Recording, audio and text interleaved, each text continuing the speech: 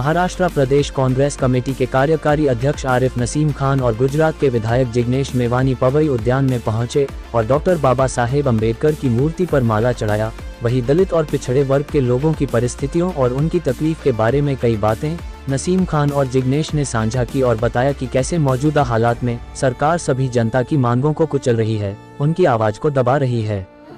वही बातों बातों कह दिया जिग्नेश ने बीजेपी को कभी वोट ना दे, अम्बेडकरी जनता संकल्प लें और अपने बच्चों को सही मायने में तालीम दे, न कि केवल उनके हाथों में डिग्री देखे। वही सभी लोगों ने नसीम खान को धन्यवाद किया कि उनके विधायक फंड से बने लाइब्रेरी और अन्य जगहों का लोग सही तरीके से उसका इस्तेमाल कर रहे हैं, जो जनता की भलाई के काम आ रहा है। वही दलित नेता जिग्नेश ने मोदी सरकार और आरएसएस पर एक के बाद एक आरोपों की झड़ी लगा दी।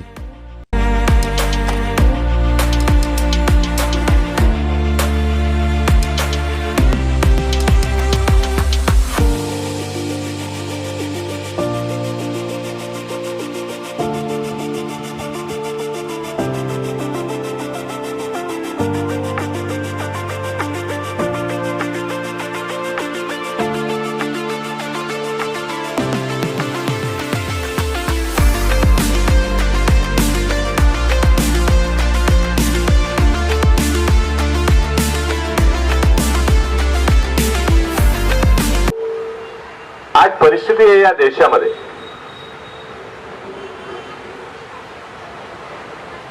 सगळ्यांना ह्याचं दुःख आहे। हा देश शक्तिशाली झाला, बलवान झाला। या देशाच्या प्रत्येक जाती जमाती समाज भाषा बोलनेवाले धर्म मानणारे सर्वांना न्याय मिळाला। हे कशासाठी शक्य झाला? फक्त एक गोष्टीमुळे शक्य झाला की परमपूज्य बाबासाहेबांनी या देशाला एक सर्वधर्म समभावचा संविधान दिल्यामुळे झाला। जर या देशाला संविधानच दिला नसता तर काय अवस्था झाली असती हो? मी नेहमी काकासाहेब मी म्हणत असतो माझ्या भाषणामध्ये की जर या देशामध्ये बाबासाहेबांनी संविधान दिला नसता तर नसीम खान सारखा माणूस या राज्याच्या मंत्रिमंडळामध्ये आला नसता। हे कशा शक्य होतं? परंतु दुःख आहे आज ज्या भारतीय जनता पार्टी ज्या आरएसएस संघाची जी सरकार आहे या देशामध्ये या संविधान संपवण्याचा जे प्रयत्न करताय, आरक्षण संपवण्याचा प्रयत्न करताय। तानसेनजींनी खरं सांगितलं की प्रायव्हेटायझेशनच्या नावाखाली केंद्र सरकारची आरक्षण कुठे होतं? केंद्रीय नोकरीमध्ये होतं, राजकीय शासकीय नोकरीमध्ये आरक्षण आपल्याला आहे।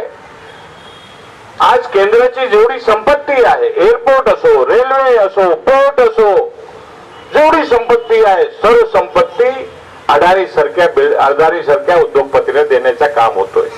वेगवेगळ्या ठिकाणी वेगवेगळ्या उद्योगपतींना देण्याचं काम होतोय। आणि त्या घेतल्यानंतर प्रायव्हेटायझेशनच्या नावाखाली जो आरक्षण आहे समाजाला, फक्त मागासवर्गीय समाज, फक्त एससी समाजाचे आरक्षण संपत नाही, आता ओबीसी समाजाचा सुद्धा प्रश्न हा निर्माण झालेला आहे। सर्वांचे जो हे आरक्षण आहे हा आरक्षण संपवण्याचा प्रयत्न शुरू है। इतने प्यार और मोहब्बत के साथ यहाँ खींचकर लाने वाले हमारे भावी विधायक, आपकी भाषा में कहे तो आमदार, ऐसे आरिफ नसीम खान साहब और आप तमाम महाराष्ट्र के मेरे भाई बहन, बुजुर्ग साथी, युवा दोस्तों, साथियों, कुछ दिनों के बाद ही गुजरात में, महाराष्ट्र में और पूरे मुल्क में हम लोग 14 अप्रैल मनाएंगे। डॉक्टर भीमराव बाबा साहब अम्बेडकर की जयंती का एक जबरदस्त उत्सव होगा। कुछ ही दिनों के अंदर सड़कें, आसमान, सब कुछ नीला दिखेगा। लेकिन आज इस मुल्क के सामने, इस मुल्क के दलित, आदिवासी, ओबीसी, मुस्लिम, किसान, मजदूर, बेरोजगार युवा, बहनें, माताएं, हम सबके सामने एक बहुत बड़ा चैलेंज है। और वो चैलेंज ये है कि जिस प्रकार से आरएसएस और भाजपा के लोग डॉक्टर बाबा साहेब अंबेडकर के संविधान को खत्म करने के लिए लगे हैं। जिस प्रकार से आरएसएस और भाजपा के मनुवादी लोग, ये मनुवादी जातिवादी ताकतें हमारे लोकतंत्र और संविधान को खत्म करने के काम में लगे हैं, हम लोगों का कर्तव्य बनता है कि 14 अप्रैल केवल 14 अप्रैल के दिन नहीं, बाकी के 364 दिन भी मनानी पड़ेगी। ये हम लोगों के सामने लक्ष्य होना चाहिए। सर, क्या कहना चाहेंगे? आज इफ्तार पार्टी के साथ साथ में यहाँ डॉक्टर बाबा साहेब अम्बेडकर की मूर्ति के सामने आना पड़ा, उनको फूल सत्कार किया गया, कैसा लगा? और लोगों को काफी आह्वान भी किया आपने अपनी तरफ से। जिस मंच के ऊपर हिंदू, मुस्लिम, सिख, ईसाई, भारत माँ के 4 सिपाही एक साथ बैठे हो, उस मंच और वहाँ से निखरती हुई मोहब्बत का क्या कहना। गुजरात और महाराष्ट्र किसी जमाने में एक हुआ करते थे और उसकी तहजीब भी एक ही जैसी है। और हिंदुस्तान की परंपरा, संस्कृति और तहजीब यही है कि सबको साथ में लेकर चले। लेकिन मोदी जी को ये रास्ता पसंद नहीं है और इसीलिए भाजपा के लोग लगातार नफरत और हिंसा की बात करते हैं, हम लोग प्यार और मोहब्बत की बात करते हैं। वही संदेश और वही पैगाम आज दलित समाज के साथियों के बीच में दिया, वही संदेश फूले और अम्बेडकर ने दिया, वही संदेश भगत सिंह ने दिया।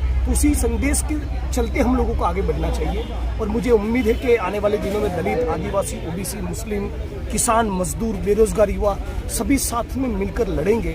और आज हमारे देश के लोकतंत्र और संविधान के सामने जिस प्रकार से आरएसएस और भाजपा ने मोर्चा खोला है, उसके खिलाफ एकजुट होकर हम लोग लड़ेंगे और बाबा साहब के संविधान की रक्षा कर पाएंगे। सर, ऐसा क्या लगता है कि जिस तरीके से युवाओं को भटकाने का काम किया, रोजगार को छोड़कर बाकी सभी मुद्दों पर बात होती है, लेकिन मोदी जी ने कहा था कि हर साल 2 करोड़ रोजगार देंगे।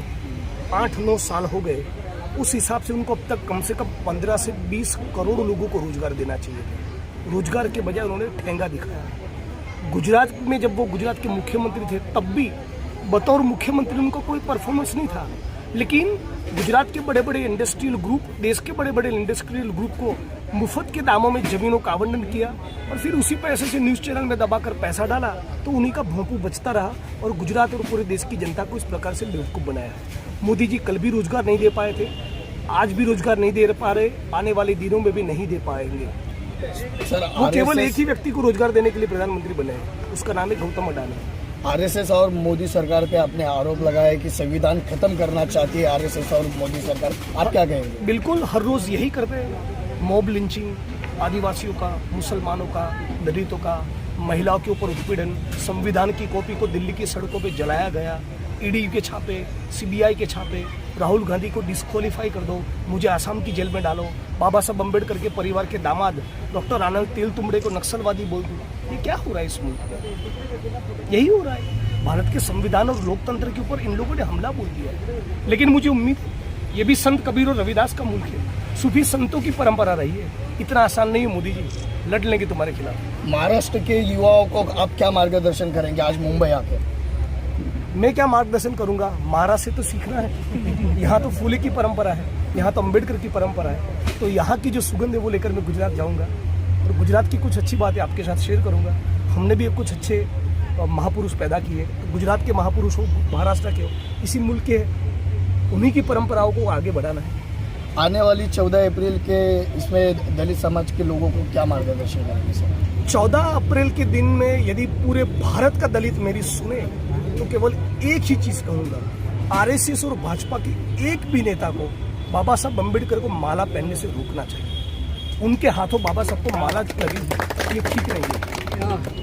साथ साथ डॉक्टर बाबा साहेब अम्बेडकर की मूर्ति पर आना नहीं, जिग्नेश मेवानी जी आज मुंबई शहर दौरे पे थे, हमारी दावत पर इफ्तार पार्टी में आए और यहाँ के सभी समाज के लोगों की इच्छा थी कि वो यहाँ पे भी वो विजिट करें और वो यहाँ पे आज बाबा साहेब अम्बेडकर जी के उद्यान में आए और बाबा साहेब की प्रतिमा को माल्यार्पण किया, नमन किया और लोगों को सदस्यता भेंट दी है।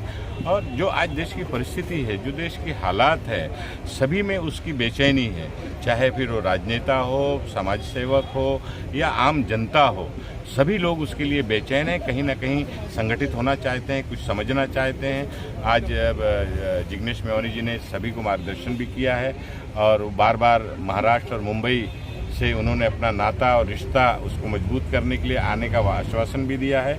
मैं सभी को ढेर सारी शुभकामनाएं देना चाहता हूं। 14 अप्रैल बाबा साहेब अम्बेडकर जी की जयंती है, उसकी एडवांस में सबको